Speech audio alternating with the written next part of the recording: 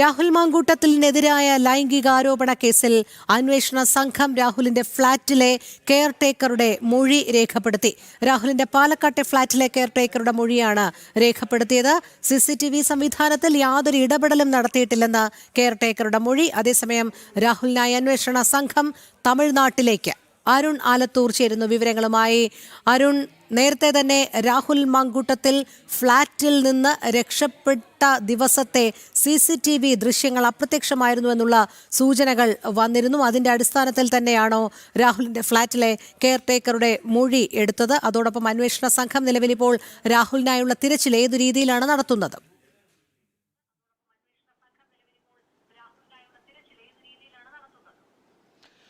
തീർച്ചയായിട്ടും ഈ വ്യാഴാഴ്ച വൈകുന്നേരം രാഹുൽ മാങ്കൂട്ടത്തിൽ തൻ്റെ ഫ്ളാറ്റിൽ നിന്നും മുങ്ങുന്നത് ഒരു ചുവന്ന പോളോ കാറിലാണെന്ന് അന്വേഷണ സംഘം കണ്ടെത്തിയിരുന്നു. പക്ഷേ അതിൻ്റെ ദൃശ്യങ്ങൾ പരിശോധിച്ചപ്പോൾ ഫ്ളാറ്റിലെ CCTV ക്യാമറകളിൽ ദൃശ്യങ്ങൾ ലഭിച്ചിരുന്നില്ല ആ സമയത്തുള്ളത്.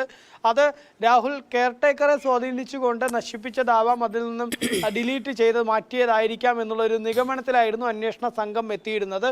തുടർന്നാണ് ഈ കെയർടേക്കറെ ചോദ്യം ചെയ്തത്. കെയർടേക്കറുടെ വീട്ടിലെത്തിയാണ് അന്വേഷണ സംഘം ചോദ്യം ചെയ്തത്. അതിൽ നിന്നും കെയർടേക്കർ പറഞ്ഞിട്ടുള്ളത് താൻ ആ ദിവസം വ്യാഴാഴ്ച 4:30 തന്നെ വീട്ടിലേക്ക്, തൻ്റെ സ്വന്തം വീട്ടിലേക്ക് തിരിച്ച് ജോലി കഴിഞ്ഞ് മടങ്ങി. അന്ന് രാഹുൽ ഫ്ളാറ്റിലേക്ക് എത്തിയതായിട്ട് തനിക്ക് അറിവില്ല. ഈ CCTV ദൃശ്യങ്ങൾ താൻ നശിപ്പിക്കുകയോ അതിനെ എന്തെങ്കിലും തരത്തിൽ കേടുവരുത്തുകയോ ഒന്നും തൻ്റെ ഭാഗത്തു നിന്ന് അത്തരം നടപടികളൊന്നും ഉണ്ടായിട്ടില്ല എന്നതാണ് കെയർടേക്കർ അന്വേഷണ സംഘത്തോട് മൊഴി നൽകിയിരിക്കുന്നത്. ഏതായാലും കെയർടേക്കറുടെ മൊഴി പൂർണ്ണമായും അന്വേഷണ സംഘം വിശ്വാസത്തിലെടുത്തിട്ടില്ല. ഈ ദൃശ്യങ്ങൾ എവിടെ എന്നുള്ളൊരു ചോദ്യം പ്രസക്തമായി നിൽക്കുന്ന സാഹചര്യമുണ്ട്. അതുകൊണ്ട് തന്നെ ഇതിൽ കൂടുതൽ അന്വേഷണം നടത്തും എന്നുള്ളത് തന്നെയാണ് അന്വേഷണ സംഘം വിഷയത്തിൽ വ്യക്തമാക്കുന്നത്. അതേസമയം തന്നെ രാഹുലിനായുള്ള തിരച്ചിൽ പുരോഗമിക്കുകയാണ്. രാഹുലിനെ കഴിഞ്ഞ ദിവസങ്ങളിലൊക്കെ പാലക്കാടും അതുപോലെ തൃശ്ശൂരും ബാംഗ്ലൂരും ഒക്കെ കേന്ദ്രീകരിച്ചുള്ള അന്വേഷണം നടത്തിയിരുന്നു. ഇപ്പോൾ ഈ രാഹുൽ കാറിൽ രക്ഷപ്പെട്ട് പോയിട്ടുള്ളത് തമിഴ്നാട് ഭാഗത്തേക്കാണോ എന്നുൾപ്പെടെയുള്ള കാര്യങ്ങളിലും പരിശോധന നടത്തുന്നുണ്ട്.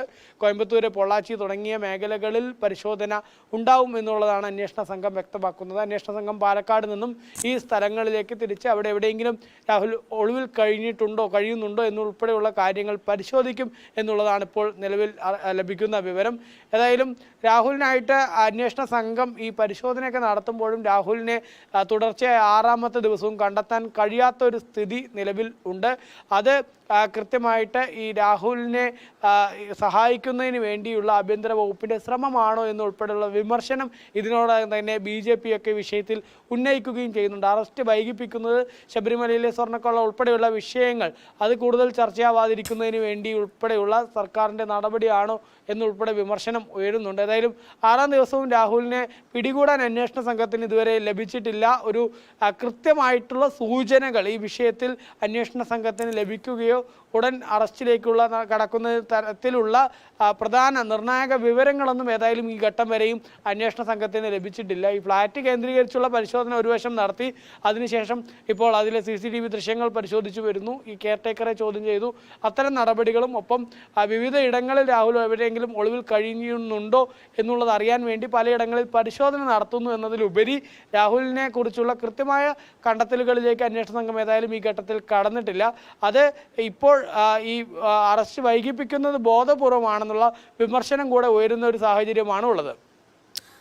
ശരി, എന്തായാലും രാഹുലിനായി അന്വേഷണ സംഘം തമിഴ്നാട്ടിലേക്ക് എന്നുള്ള സൂചനകളാണ് വരുന്നത്. അരുൺ ആലത്തൂറാണ് വിവരങ്ങൾ നൽകിയത്. തിരുവനന്തപുരം മേയർ ആര്യ രാജേന്ദ്രനും ഭർത്താവ് സച്ചിൻ ദേവും KSRTC ബസ് തടഞ്ഞ സംഭവത്തിൽ മേയറെയും ഭർത്താവിനെയും ഒഴിവാക്കി കുറ്റപത്രം. മ്യൂസിയം പോലീസാണ് ഇരുവരെയും ഒഴിവാക്കി കുറ്റപത്രം തയ്യാറാക്കിയത്.